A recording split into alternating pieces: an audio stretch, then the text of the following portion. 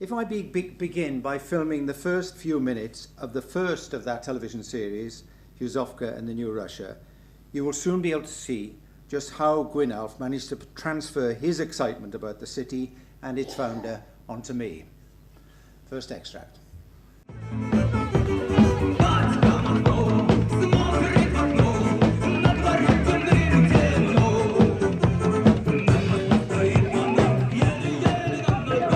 Welcome to Miners' Day in the city of Donetsk in the Ukraine, heartland of the coal and steel industries of the Soviet Union.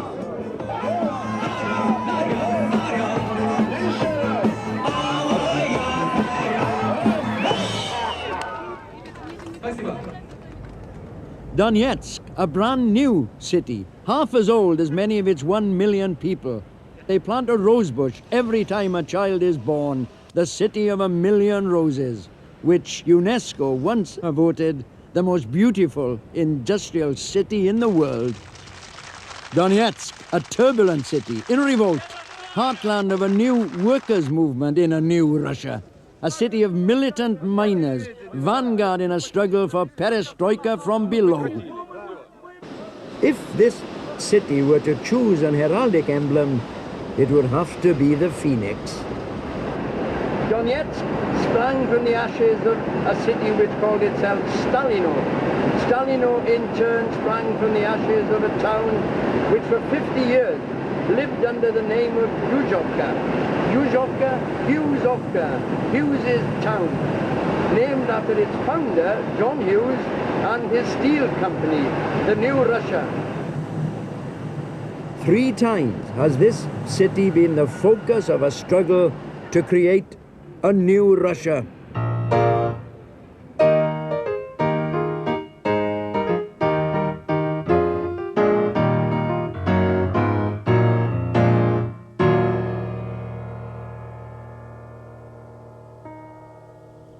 John Hughes was born here, in my hometown, Merthyr Tydfil, that other steel town. He was born in 1814 in a workman's cottage, just like one of these. His father worked for William Crauchete, king of the iron trade. Up on the hill, the master in his castle, down below his great works and his workers. John's father was an engineer, a gypsy trade which was despised. But these gypsies were essential. Only they could make the machines work. They were bright boys. John was brighter than most, and among the sweating, swearing puddlers and rollers, he learned his trade. He had a gift for innovation and was fascinated by the sheer power of steam. He fulfilled the cherished dream of capitalist mythology. With a couple of bounds, Jack was free from the working class. Full steam ahead then for young John Hughes. Up to Ebbw Vale for the new technology, down to Newport for marine engineering, over to London to take over a company. And there he was spotted by the roving, greedy eye of the Tsar of all the Russias.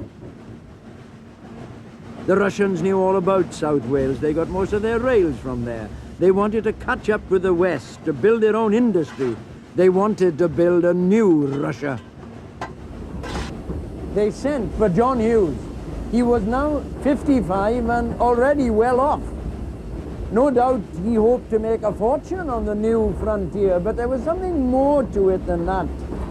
There was an adventurer in him. A gypsy, maybe?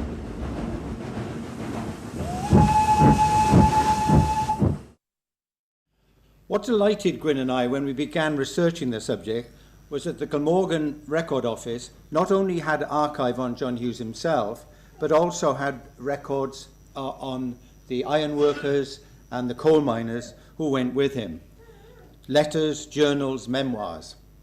Then there was also E.G. Bowen's little book on Hughesovka, revealing that Khrushchev, later to become the leader of the Soviet Union, had been a worker in the town, in the city, I should say. And we began digging out the information. We learned then that the Israeli professor Theodore Friedgert had just brought out the first volume of his massive work on the city, Hughesovka and Revolution. But what we had in mind was television, not radio, and television demands pictures. I lay out my scripts with a column for vision and a column for sound, and often when Gwyn did his first draft of the script, he would write in his prose in the sound column, magnificent prose, I may say, and then in the vision column he would write suitable pictures, leaving me to find suitable images to match his wonderful words. With this subject, however, it wasn't necessary. The Glamorgan Record Office also had a set of superb photographs from the time, and when the story reaches 1900, of course, we then had access to film archive. Our producer, Adam Alexander, had very good contacts in the Soviet Union and was therefore able to access some of this film archive at reasonable rates for our programme. To our surprise, Taliesin, that was the production company that we were all members of, a cooperative, we weren't able to sell the idea either to BBC Wales or to HTV Wales. But fortunately, BBC Two and S4C were able to see our argument about the reason for making the series. Basically, our argument was that a town that moves from Hughesovka in Russia to Stalino in the Soviet Union to Donetsk in what was soon to be the new nation of Ukraine told a bigger story in microcosm. We then discovered that descendants of John Hughes were organising a family reunion in the city, and that many descendants of the workers were going as well, so we could film them in the context of the workers' houses that survive in the city to this day. When we got there, we made a remarkable discovery. John Hughes Jr. had had a mistress in the city, and the granddaughter of that relationship was still alive. During the Stalin era, Nina Ivanovna had kept very quiet about the fact that she was descended from a capitalist, but was now prepared to talk to us about it. Her grandmother, the mistress, had told her that Hughes had told her that he loved her very much, but, an all too familiar story, he had a wife back home in Wales, and therefore it was not possible for them to marry. She also described to us the turmoil in the city when the revolution erupted there.